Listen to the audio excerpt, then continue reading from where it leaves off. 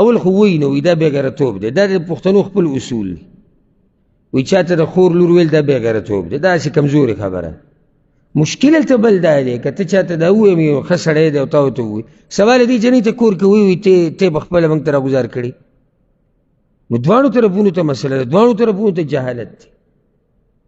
اول دا مسله یاده کوي چې یو سړی په دې انتظار ناسي چې زما په لور خور پسې که هر څوک راغی زه به یې ورکړم، ته په دې انتظار ناسي. د دې نه ښه دا ده چې ته یو دې سړي له ورکړي چې د دې ژوند پې ښایسته وي سبا او دغه غیرت جیب کې کېدې لږ ساعت له.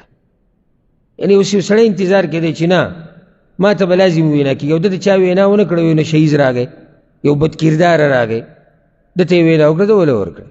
حالانکې د ده په نظر کې یو څو کسان وو چې هغه ښه خلک وو، دیندار وو، درانه وو، هر اعتبار سره ښه خلک وو، خو ده وی چې دې کې زه کمزوری ښکارم که زه چېرته وینا وکړم دوی ته نقصان هلته وشو.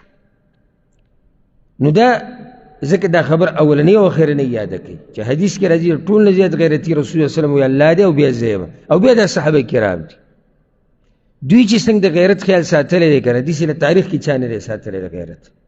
زموږ به څه غیرت یې دوی په مخ کې ذکر کول، دینی غیرت هر قسمه غیرت به دوی کوي.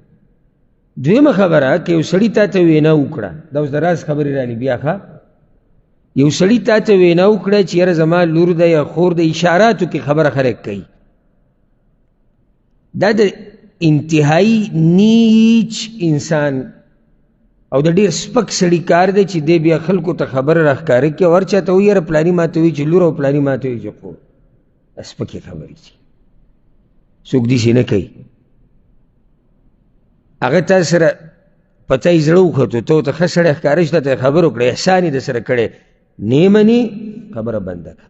دلته ګورې دا قیصه په خپله ګورې عمر بن خطاب کړی ده او که دې عمر بن خطاب نه وی کړی نو څوک ترې نه خبرېدو. عثمان بیا خلکو ته وایي چې ما ته خو وینا کړې وه، ابوبکر چا ته وایي د ځان نه چې ما ته خو وینا کړې وه، نه خبره په خپله د هغه جنۍ پلار وکړه چې ما سره داسې مسله راغلې وه. بله مسله که څوک درته وینا وکړي او هغه جنۍ تا واده کړه دا د دې سړي احسان ګڼه،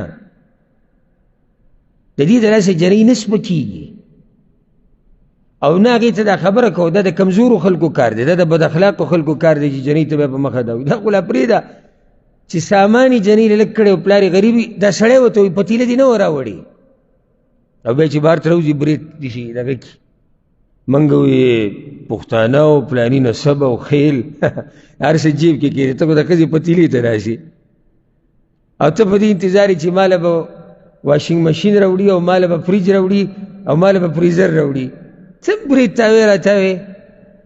او بیا ښځې ته به کور کې دا که چېرته کور کې ښځې له څوک دا طعنه ورکړي پکار ده چې سړی جواب ورکړي چې ګوره یو خبره یاده کوي د ټولو قدر او احترام کوم، د ټولو په ما حق دی او زما بې حق دی.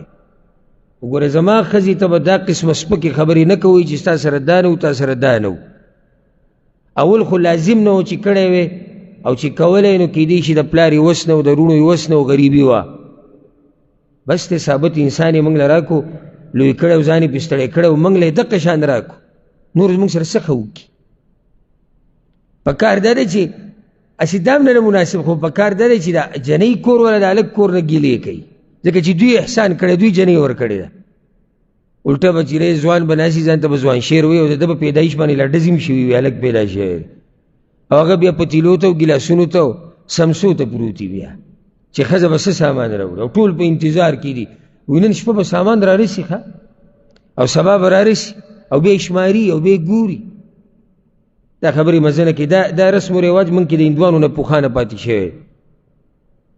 هندوانو ډېر رواجونه اوس هم زموږ په دې علاقو کې چلېږي د هندوانو رواجونه، او چې تاریخ راوالي که نه تاریخ په سوونو کلونو مخکې، او چې څوک د تاریخ شوقیني نن سبا خو موږ د خپل تاریخ نه هم نه یو خبر چې بعضو نه وي د هغه یو نه یې تپوس وکړو چې قوم دې څه دی، یاره وایي توکل په الله دې پوښتن ولیکه، دې خبر هم نه دی چې د څه تاریخ دی. تاریخ خپل وپېژنئ، پښتانه څنګه راغلي دي، د کوم ځای نه راغلي دي، کوم ځای کې آباد شوي دي، بیا دوی د علاقې څنګه قبضه کړي دي، د دوی مشر څوک و، د دوی نیکه څوک و مشر، دا قسمه خبرې معلومې کوي. قوم اله پاتې کېږي چې کله تاریخ ژوندی. نو دا ډېرې علاقې داسې وي چې دا د هندوانو سره وي د پوخانه، ځکه ډېر علاقو نومونه به ویني چې هغه د هندوانو په نومونو باندې، دا بیا دوی نه نیوی شوي دي، خو هغه رسمونه او رواجونه بیا هم باقي پاتې شوي دي پکې بعض. په هغه رسمونو رواجونو کې یو دا رواج دی د جنۍ دې سامان ته چې ډډه لګولي چې دا به سامان د کور نه راوړي او دغه به. نو که چېرته څوک چاته وینا وکړي چې زما لور ده یا خور ده په اشاراتو کې یا واضحه، نو اولنی کار به دا وکړي چې دې سړي له به صفا جواب ورکړي، یا ها یا نه یا ټې. دویمه دا خبره به هېڅ چاته نه بیانې، او هغه لور ته او خور ته به وله قطعا نه بیانې. درېیمه دا طعنه به دې له چېرته په ژوند کې بیا نه ورکړي، نه به یې کور والا ورکړي. زمونږ پښتنو کې خو بعضو کې دومره جهالت دی، یعنی کور ته یو کس ورغی رشته غواړي، او دا کور والا دا خلک خوښ شو، ورته وایي صحیح ده موږ به خپله لور تاسو له درکړو، موږ خور تاسو له درکړو. سبا له ورته وایي په یو وینا یې راکړې، یعنې په یو کې دې هم نه معاف کوي که نه، څه په یو وینا یې راګزار کړې. دا خبرې پرېږدي، مزه نه کوي. او درون فطرت والا او ضمیر والا سړی دا خبرې بدي ګڼي که ښې ګڼي؟ بدي ګڼي. چې هغه تا ته به جواب کې دا وایي، خو ښځه د غریبه ویلی نه شي تا ته چې ته چې وایي چې په یو وینا در کړم، نو سوال له خو ته راغلی وي کور ته، ته رالې سوال دې کوو چې موږ له خور لور را کوي. نو موږ خو وروسته ها وکړه، خو اول سوال چا کړی دی؟ اول سوال تا کړی دی. خو دا خبرې مزه نه کوي. دنیا کې دا رشتې دقه شان جوړېږي، څوک لاړ شي وینا وکړي، هغوی په اوله وینا ها وکړي، کله په دویمه کله په درېیمه، او کله جنۍ کور والا کې یو مشر هغه بل کور کې چاته ووایي، هغه هلک ته به خپله ووایي زه به له لور درکړم، زه به له خور درکړم. د دنیا دا رسم و رواج د پخوانه را روان دی. پوه شوې په دې مسله که نه؟ ښه، د ابوبکر صدیق رضی الله عنه یو ناشنا واقع امام ابو داود راوړې، د نورو کتابونو کې هم د نعمان ابن بشیر وایي رضی الله عنهما، و یو پیر ابوبکر صدیق رضی الله عنه د رسول صلی الله علیه وسلم نه اجازت واغستو چې کور ته دننه درځم، یعنې د هغه دې غیرت ته ګوره، او د رسول صلی الله علیه وسلم باندې د خفګان ته ګوره. د دروازې کې ولاړو چې د عایشه رضی الله عنها اواز یې واورېدو چې هغه اوچت شوی دی، په اوچت اواز کې لګیا د خبرې کې، چې څنګه کور ته ورننوتو. فلما دخل تناولها لیلطمها، چې څنګه کور ته ورننوتو نو راوینې و چې څپېړه وله ورکړي. ورته وی الا اراکی ترفعین صوتکی علی رسول الله صلی الله علیه وسلم، ته په رسول صلی الله علیه وسلم باندې اوازونه اوچتې. رسول صلی الله علیه وسلم راولګېدو، دی ته ګواښ یې وکړو، دی ته سیټ ته کړه، غاړې ته یې کړه. نو ابوبکر صدیق رضی الله عنه ووتو د غوسې په حالات کې، خفه و. نو چې کله ووتو نو رسول صلی الله علیه وسلم عایشې ته وی، حالانکې ګوره یعنې عایشې اواز اوچت کړی دی، خو کور کې دننه د ژوند دقه شان رواني، کله ښځې نه غلطیانې وشي، کله خاوند نه غلطیانې وشي، او یو بل سره سړی جوړ جاړی کوي، ګزاره کوي. د ژوند خو داسې نه کېږي لکه اوس ښځه خاوند، موږ به دا وایو چې کم سے کم 30 کاله عمر د یو بل سره تېر کړو، کله د دې نه هم زیات شي، 50 نه هم واوړي. د 30 کاله ژوند کې به د دې ښځې نه څه کمې زیاتې نه کېږي، که نه به کېږي؟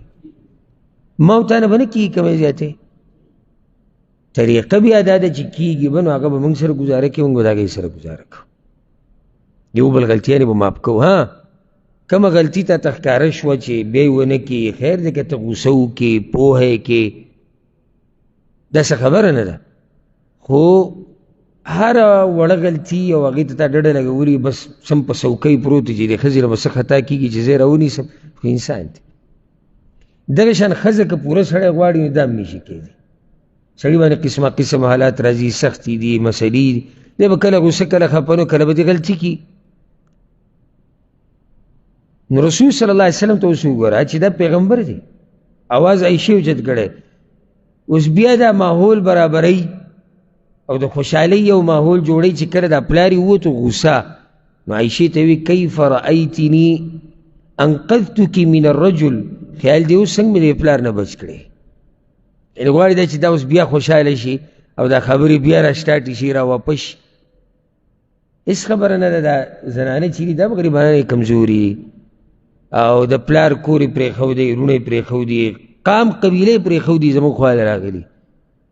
نو کله دوی هم په خاوند باندې ځان داسې نازبینوي چې غلطي هم کړي او بیا د خاوند نه معافي هم نه غواړي، یعنې ځان یې خفه کړی وي.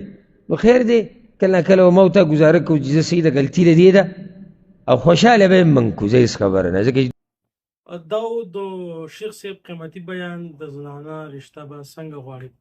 د دغه شان قیمتي او بهترینو بیاناتو لپاره تاسو زموږ سره اوسئ او ویډیوز تر اخره پورې ګورئ او خوښ کمنټس پې کوئ. السلام علیکم ورحمة الله.